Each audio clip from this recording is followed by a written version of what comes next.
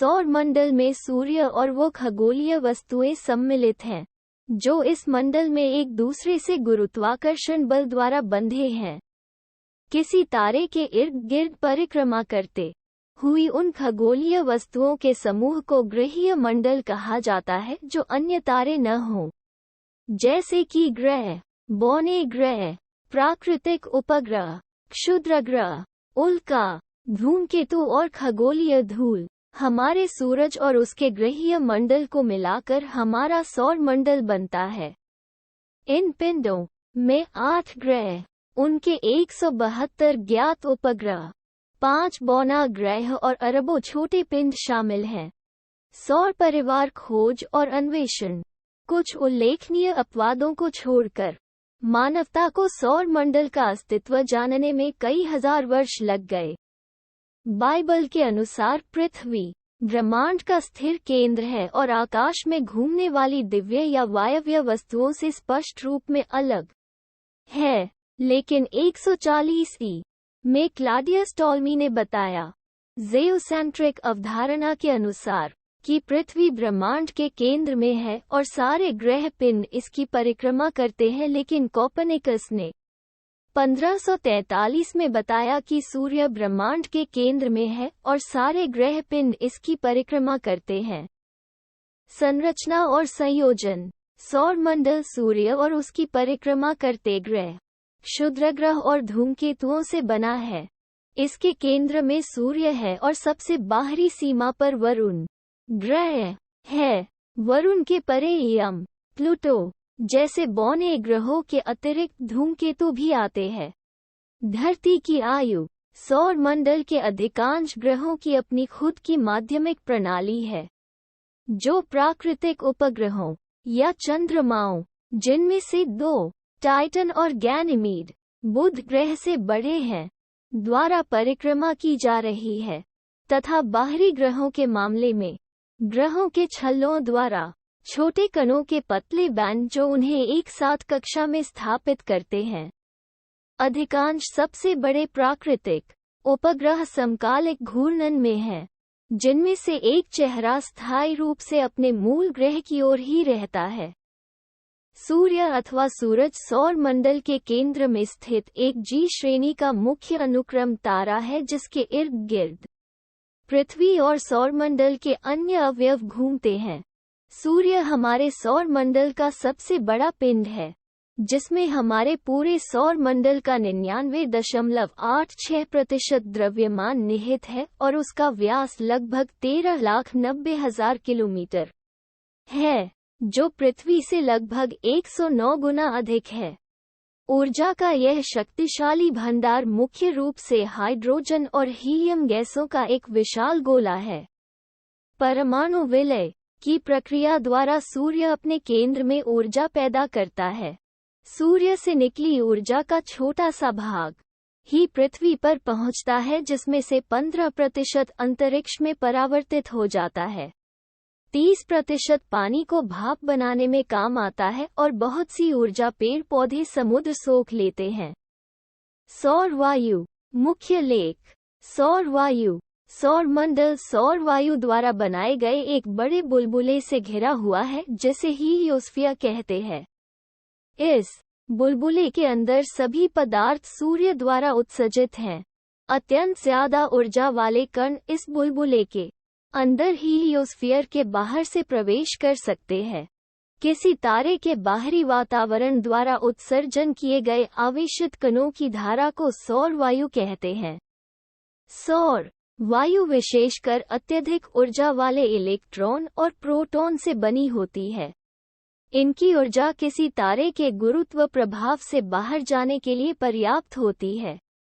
सौर वायु सूर्य से हर दिशा में प्रवाहित होती है, जिसकी गति कुछ 100 किलोमीटर प्रति सेकंड होती है। सूर्य के संदर्भ में इसे सौर वायु कहते हैं। अन्य तारों के संदर्भ में इसे ब्रह्मांड वायु कहते हैं। यम, बौना ग्रह से काफी बाहर सौर वायु खगोलीय माध्यम, जो हाइड्रोजन और हीलियम से बना हुआ है, के प्रभाव से धीमी हो जाती है। यह प्रक्रिया कुछ चरणों में होती है। खगोलीय माध्यम और सारे ब्रह्मांड में फैला हुआ है। यह एक अत्यधिक कम घनत्व वाला माध्यम है। सौर वायु सुपरसोनिक गति से धीमी होकर सब सोनिक गति में आने वाले चरण को टर्मिनेशन शॉक या समाप्ति सदमा कहते हैं। सब सोनिक गति पर सौर वायु खगोलीय माध्यम के प्रवाह के प्रभाव में आने से दबाव होता है, जिससे सौर वायु धूमकेतु की पुंज जैसी आकृति बनाती है, जिसे हीलियोसीट कहते हैं। हीलियोसीट की बाहरी सतह जहां हीलियोस्फीयर खगोलीय माध्यम से मिलता है हीलियोपोज कहलाती है। हीलियोपास क्षेत्र सूर्य के आकाशगंगा के केंद्र की परिक्रमा के दौरान खगोलीय माध्यम में एक हलचल उत्पन्न करता है। यह खलबली वाला क्षेत्र जो हीलियोपास के बाहर है बो शॉक या धनु सदमा कहलाता है। ग्रहीय मंडल उसी प्रक्रिया से बनते हैं जिससे तारों की सृष्टि होती है।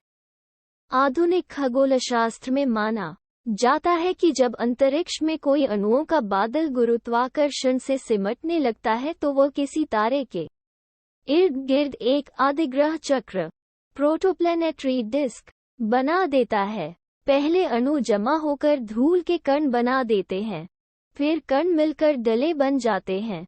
गुरुत्वाकर्षण के लगातार प्रभाव से इन डलों में टकराव और जमावड़े होते रहते हैं और धीरे धीरे मलबे के बड़े बड़े टुकड़े बन जाते हैं, जो वक्त के साथ साथ ग्रहों, उपग्रहों और अलग वस्तुओं का रूप धारण कर लेते हैं। जो वस्तुएं बड़ी होती हैं उनका गुरुत्वाकर्षण ताकतवर होता है और वे अपने आप को सिकोड़कर एक गोले का आकार धारण कर लेती हैं।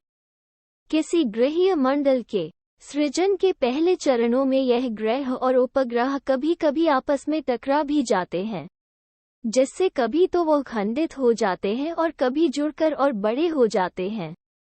माना जाता है कि हमारी पृथ्वी के साथ एक मंगल ग्रह जितनी बड़ी वस्तु का भयंकर टकराव हुआ, जिससे पृथ्वी का बड़ा सा सतही हिस्सा उखाड़कर पृथ्वी के इर्द गिर्द परिक्रमा में चला गया और धीरे धीरे जुड़कर हमारा चंद्रमा बन गया। स्थलीय ग्रह सूर्य से उनकी दूरी के क्रम में 8 ग्रह हैं। बुध सौर मंडल का सूर्य से सबसे निकट स्थित और आकार में सबसे छोटा ग्रह है। प्लूटो को पहले सबसे छोटा ग्रह माना जाता था, पर अब इसका वर्गीकरण बौना ग्रह के रूप में किया जाता है। यह सूर्य की एक परिक्रमा करने में 88 दिन लगाता है। यह लोहे और जस्ते का बना हुआ है। यह अपने परिक्रमा पथ पर 29 मील प्रति क्षण की गति से चक्कर लगाता है। बुध सूर्य के सबसे पास का ग्रह है और द्रव्यमान से 8वें क्रमांक पर है। बुध व्यास से गैनीमीड और टाइटन चंद्रमाओं से छोटा है, लेकिन द्रव्यमान में दोगुना है।